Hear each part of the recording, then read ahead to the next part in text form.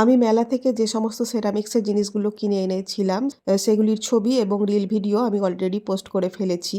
যেগুলি দেখে আপনারা অনেকেই কমেন্ট করে জানতে চেয়েছেন যে জিনিসগুলো আমি কোথা থেকে কিনেছি, মেলাটা কোথায় বসেছে আর জিনিসগুলোর দাম কত। তো আমি ভাবলাম আনবক্সিংয়ের যে ভিডিওটা আমি করেছি সেটার মাধ্যমেই আমি আপনাদের এই ইনফরমেশনগুলো দিয়ে দিই। এই হান্ডিটার দাম চাইছিল আমার কাছ থেকে 350 টাকা, কিন্তু আমি 250 টাকায় পেয়েছি। আর এটার 3 রকম সাইজ পাওয়া যাচ্ছিল, এটা হচ্ছে সবথেকে বড় সাইজটা। আর এই মেলাটা হচ্ছে আমাদের ওয়েস্ট বেঙ্গলের মালদা জেলায়, মালদার ফুলবাড়িতে প্রত্যেক বছর এই মেলা বসে।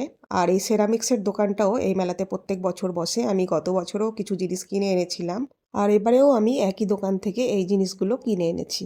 জিনিসগুলোর দাম কিন্তু অনলাইন থেকে অনেক কম পড়েছে। এত কমে পাবো আমি ভাবতেই পারিনি।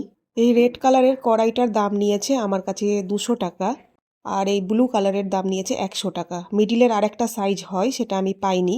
আমি বড় সাইজ আর ছোট সাইজ কিনেছি। মেলা যেতে আমার একটু দেরি হয়েছিল, তাই সমস্ত বিক্রি হয়ে গেছে। আগে গেলে হয়তো আমি আরও কিছু কিনতাম।